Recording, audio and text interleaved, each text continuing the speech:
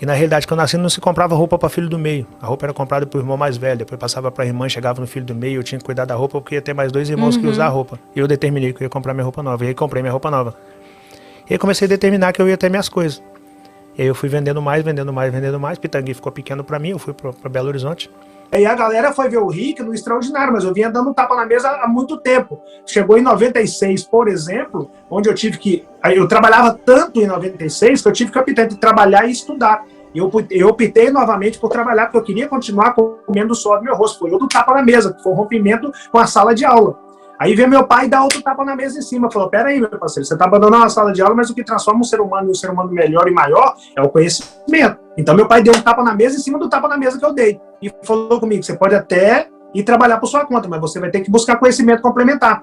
E aí eu comecei a ler livros por minha conta, tapa na mesa, porque eu fui criado em periferia. Não se lê nesse lugar. Agora que a galera está tendo uma outra mentalidade nesse sentido, mas a grosso modo não se lê nesse lugar.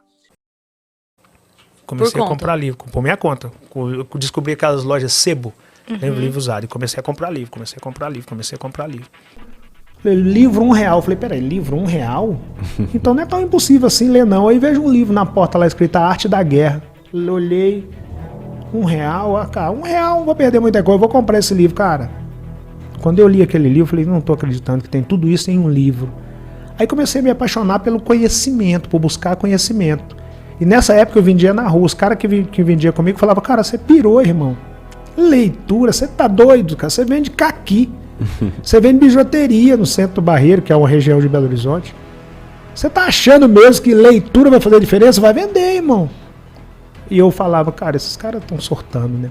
Eu preciso melhorar a mim mesmo o tempo todo. E na venda eu melhorei oratória, eu melhorei dicção, eu melhorei pronúncia, eu melhorei posicionamento, eu melhorei olhar. Eu fui melhorando essas coisas porque eu fui buscando conhecimento. Porque eu lia e praticava, porque não é só ler também, né? Você tem que praticar, é igual tocar. Se você só estudar e não começar a praticar, você não consegue desenvolver as habilidades que só a prática vai te trazer. O conhecimento é a mesma coisa, não adianta você ler 2, 3 ou 1000 livros, você tem que começar a praticar aquilo. Eu comecei a praticar. E aí trabalhei de várias coisas em Belo Horizonte. Eu sempre era aquele cara que fazia o que dava, quando dava, até que houvesse coisas melhores que aquilo para fazer. Eu só não deixava de fazer o que dava. E não deixava de ler, não deixava de buscar conhecimento, porque o meu pai, minha maior referência quanto líder é meu pai.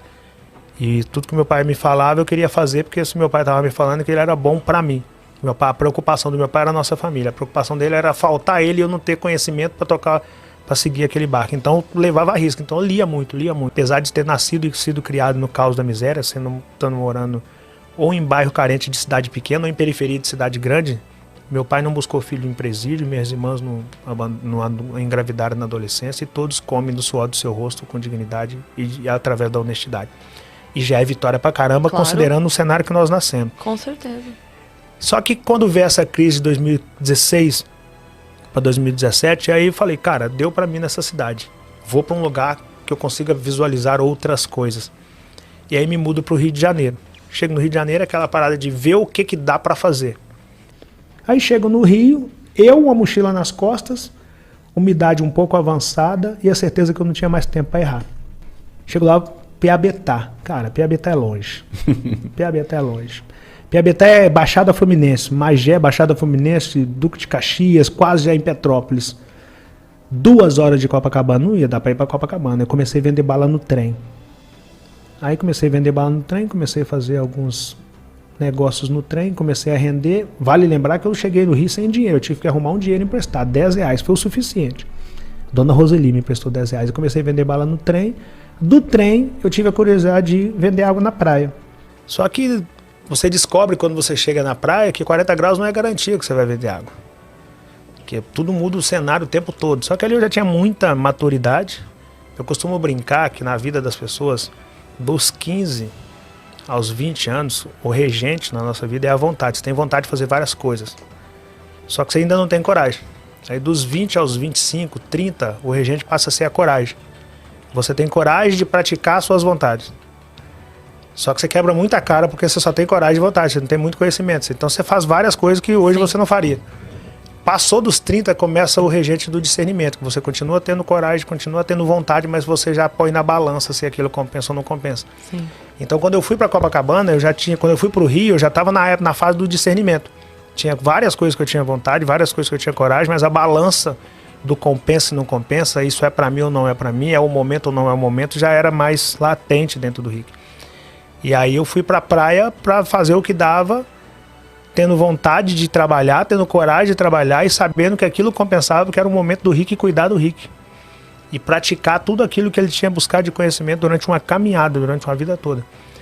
Quando eu chego em Copacabana, eu descubro que não dava para vender tanta água assim, só porque o sol era 40 graus. E aí eu começo a lapidar as minhas técnicas de venda e começo a vender mais pelo relacionamento do que pela água propriamente dita. A minha intenção era vender água, a minha estratégia era me relacionar para vender água. Então os vendedores vendiam muito rápido, andava muito rápido, vendia cantando, gritando água, água, água. E eu ia parando, cliente em cliente, trocando ideia. No final de cada ideia daquela eu vendia, ou no final de algumas daquelas ideias eu vendi. Aí eu descobri que não era tão simples, descobri que tinha muito não entre um sim e o outro sim. Isso chama taxa de conversão. E por isso muita gente não consegue avançar, principalmente essa galera que não tem conhecimento, porque até hoje estão nos contando dentro da escola que o Brasil foi descoberto em 1500, que a Terra tem a forma de uma laranja levemente achatada nos polos com uma pequena elevação no meio, e ninguém fala com essa gente de negócio, ninguém fala com essa gente de conhecimento, ninguém fala com essa gente de empreendedorismo, ninguém fala com essa gente que dá para fazer outras coisas para além de CLT e concurso público. Sim. E por isso essa gente ainda está se apegando ao Brasil que foi descoberto em 1500 e ao fato da Terra ter a forma de uma laranja levemente achatada nos polos com uma pequena elevação no meio. Eu descobri outras coisas por minha conta e risco. Eu fui formado na faculdade da vida.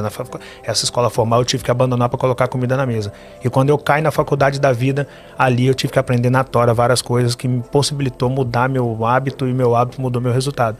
E essa fórmula é uma que eu aprendi na faculdade da vida e que dificilmente eles iam me ensinar dentro da escola, porque o conhecimento liberta e a estratégia não é nos libertar.